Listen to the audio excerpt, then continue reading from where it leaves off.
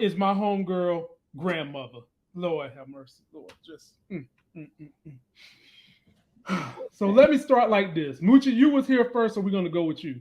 We're gonna go through the whole arc of grandmother. So there's anything you guys want to interject when it's your turn to talk, feel free to do so. They start out with grandmother giving us the history of her in the pink. She in there singing, and she was blowing it like she was Gladys Knight or something, in there just blowing the tunes. And then as we get further in her story, we learn that her daughter died. This is Uncle Cliff's mom. And did y'all see Uncle Cliff at 3 years old with his little Gucci bag? Did y'all see that? Y'all haven't seen that? Like Uncle Cliff knew from jump. Uncle Cliff knew he wanted to be a she, and he had his bag from the beginning. But as we get into grandmother's story, she's sick with COVID. Little Murder done showed us he know how to cook some Southern roots. Grandmother decides after she told daughter, no, I'm not ready to go. Her ass runs out the door in the daylight, about to take a walk into the wispy, dirty ass water of the Mississippi River. Moochella, I give the floor to you first. But before I give it to you, ladies and gentlemen, the big homie in the building, it's J Mo. What's going on, Jay? What's up? What's up, everybody? How y'all doing? Hope everybody had a good weekend. Thank you. You too. We glad to have you, brother. We glad to have you. I need you here, man. These women be trying to triple team me, brother. They be trying to throw all kinds of stuff at me. You know they got things that hang just below their neck, and they ain't scared to use them.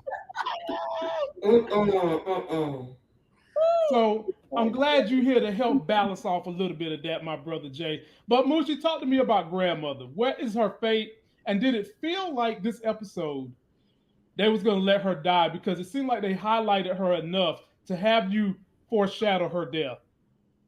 I hope she don't die, but I mean the way this episode looks, it looks like you saw a whole variety of her in different stages of her life. I like the fact that we got to see Clifford's mother. I hope we get more to that story on how she passed. I mean, I don't know if you guys haven't. She was one of the original Dream Girls, so don't sleep on her voice. She can really sing. And this is like her forte right here. This whole like how she could do timepieces. So I thought it accentuated the episode a little bit better. I really enjoyed looking at that. I did too. I don't think she's dead though. I don't think she's gonna die. I think it's just like, you know how when you get fever dreams. I think it's something like that. I want to say that.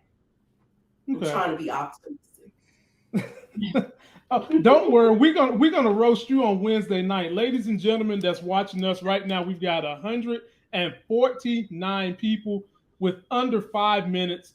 Please subscribe and know that on Wednesday, Moochella will be reviewing the last episode of The Shy, and I'm gonna pop over there to give her hell because we made a prediction. She whipped out her piece of paper, and she wanted to go.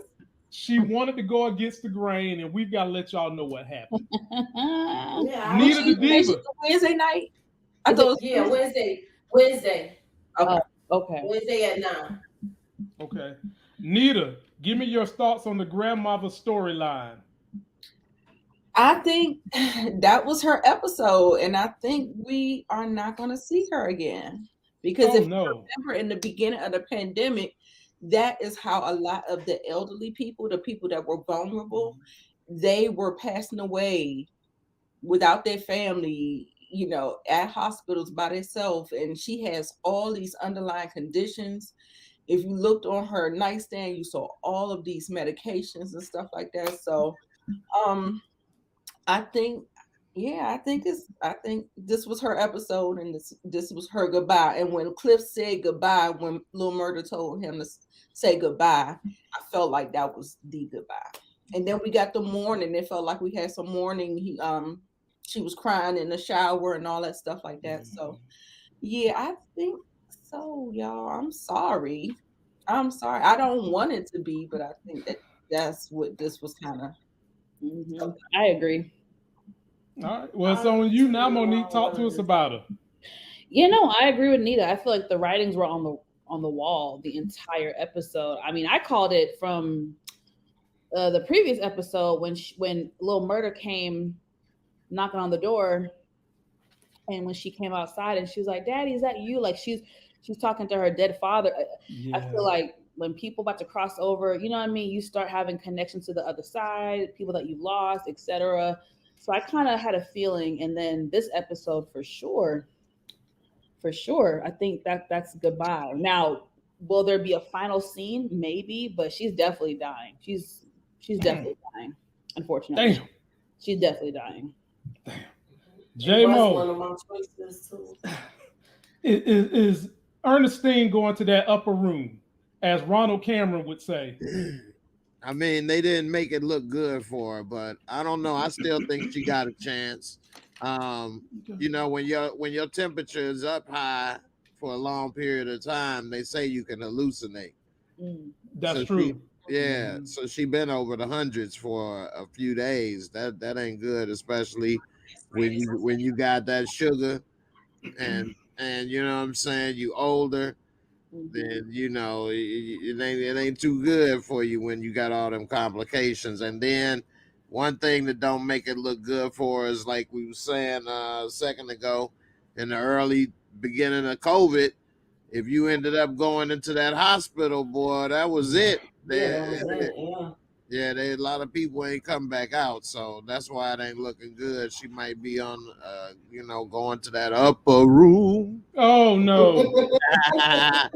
It was definitely there because even Little Murder picked up, like he knew the vibe. That's why he was saying say goodbye, because he the outside looking in, you can kind of see things more clear. He knew what time it was, so he was like, say your goodbye.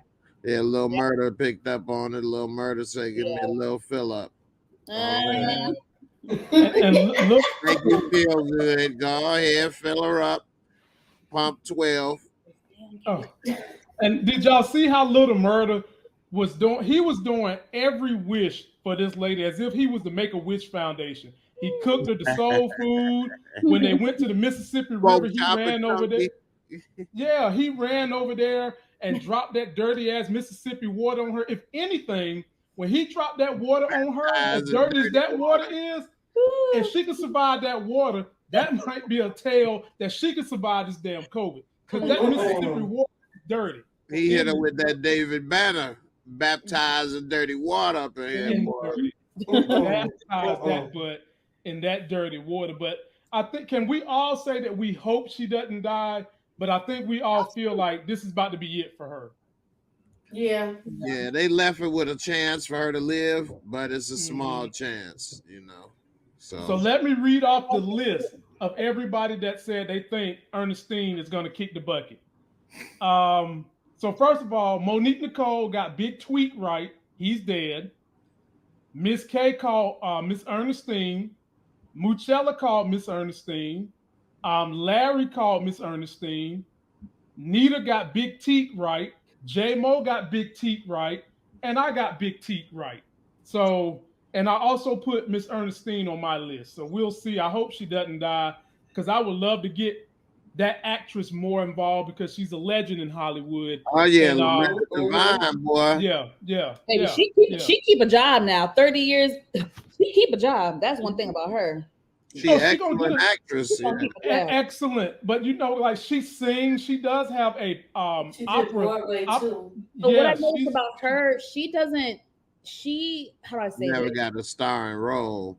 No, not even that. I was gonna say, I think one thing that's kept her consistent is that she's not afraid to take a role. If you look at her resume, she has a very diverse profile, like very diverse. Some of the roles, I wouldn't think that she'd be in P-Valley. I'm gonna be honest.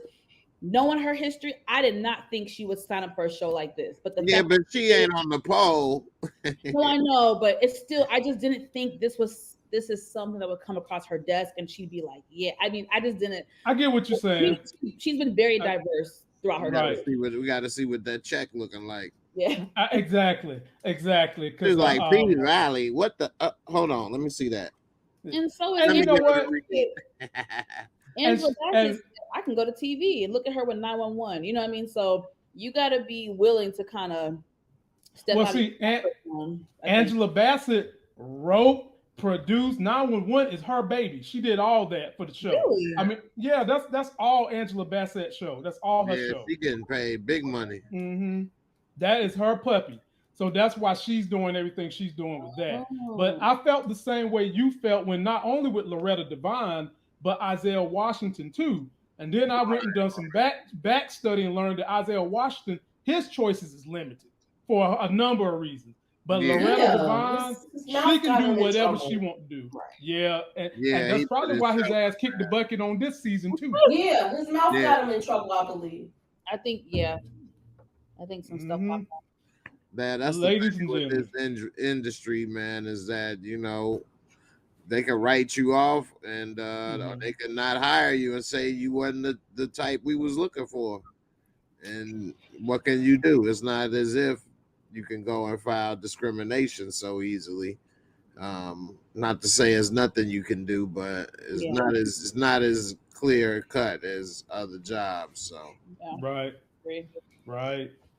Well, ladies and gentlemen, let us know how you feel about Grandmother Ernestine.